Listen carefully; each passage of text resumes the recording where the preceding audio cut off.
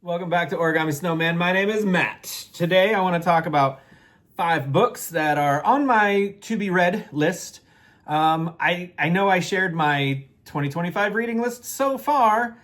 These are maybe on it. These are, some of these are definitely on it. I'll say that. Some of these are definitely on that list, and some of them are one day I will read these. I will get around to it. This is my get around to it. These are 5 get around to it books. That's what I'll call them.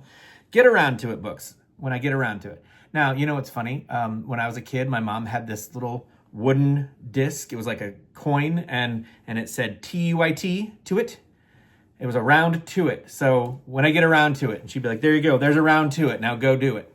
So maybe I need a round to it. Anyway, so this is my round to it pile when I get around to it. I've already said that so many times. I'm just gonna move on. Terry Pratchett, The Color of Magic. I've never ever read this book. It's a classic. It's spawned a whole series, I think. I don't really know much about this. I've had this book for a long time, have not read it. Keep thinking, I'll get around to it. Haven't yet. Here's one that I just recently picked up at a used bookstore. Truman Capote, In Cold Blood. This book started the true crime genre. I'm not a true crime fan, but I do love seeing like the first to have done such and such and such. For example, you know how there are movies, comedy movies about stupid people just being stupid, like Dumb and Dumber, right? That's kind of become a whole genre of movie. The first one that I know of to have done that and have done it well was The Jerk with Steve Martin. So funny. I love it. Why is that any funnier than the other ones when it's all the same jokes? I don't know. I can't tell you. Why is this one going to be better than other true crime novels when I don't even like true crime? I don't know, but I'm pretty sure it's going to be amazing. So this is one I want to check out. Also, Truman Capote, he wrote Breakfast at Tiffany's. And true crime? I don't know. Also never read Breakfast at Tiffany's. So I don't know. I'm interested. It's intriguing.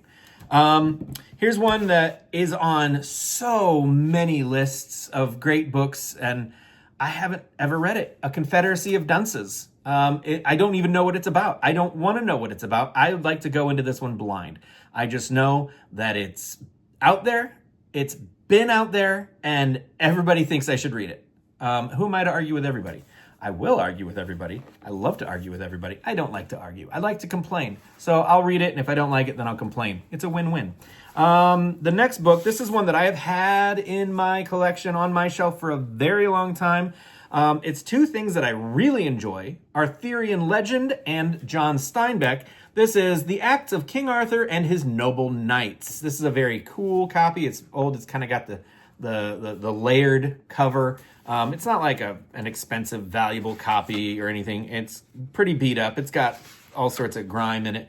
But it's the kind of book that you're like, I want to carry it around. I want to be seen carrying it around. It looks interesting. You see somebody flipping through this and you think, that's a guy who has a book with him today. You know? And I like to be that guy. So John Steinbeck. And if you've never read any John Steinbeck, I've said this before, but go read some John Steinbeck. East of Eden, if you got a month, it's incredible. Cannery Row, if you have 2 days, it's incredible. Anything in between, oh yeah, Of Mice and Men, Grapes of Wrath, which I haven't read, Travels with Charlie, which I haven't read. You know, there's lots. The Pearl, which everyone has read in high school. John Steinbeck is an incredible writer. He is a poet with prose. He's just amazing. So John Steinbeck, cannot recommend him enough.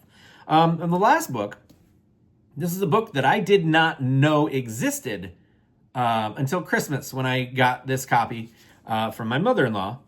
James by Percival Everett. This is the story of Jim from, is it Huck Finn or is it Tom Sawyer? I can't remember. I think it's Huck Finn because Huck Finn, he escapes with Jim on a raft down the Mississippi. I think that's the whole premise there. So this is Jim. And I've been told it is absolutely amazing. It is the Barnes & Noble Book of the Year. And this is a signed edition. Let's see if I can find the signature. Oh, right there. Look. Yep, Percival Everett. That looks like an R and an A. But whatever. Who am I to judge? My my signature looks like someone is testing a pen at the bank. So, James by Percival Everett. So I'm very excited to read all these. These are my round to it. This one definitely is on my 2025 list. This will happen this year.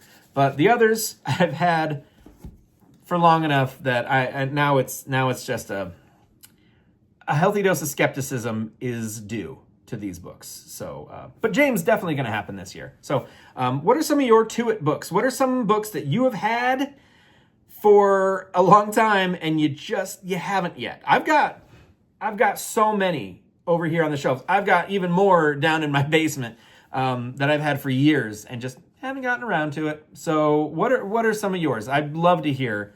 I'd love to hear what books you're avoiding for no good reason. So anyway, thank you guys so much for watching the video. I appreciate it, and I hope to see you in the next one. Goodbye.